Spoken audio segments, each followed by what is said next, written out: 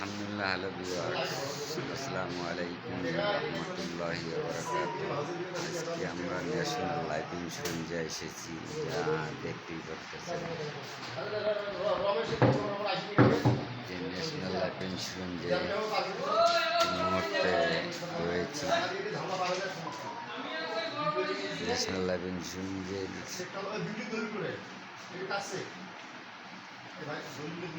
আমরা কাজ করি এবং বিমা জীবিত করি এবং গরিব অসহায় মানুষদের যারা সচ্ছল চলতে পারে তাদের উদ্দেশ্যে আমরা কিছু কথা বলতে চাই যে আপনারা অন্তত কিছু হলে সঞ্চয়ে জমা করে রাখেন ভবিষ্যতের জন্য, কারণ এই যুগের সন্তান ছেলে মেয়ে কেউ কারোর জন্য নয়।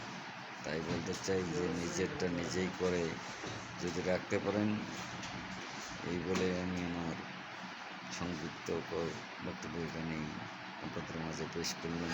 যে খোদা হাফেজ, বাংলাদেশ জিন্দাবাদ, সবার আগে বাংলাদেশ। খোদা হাফেজ।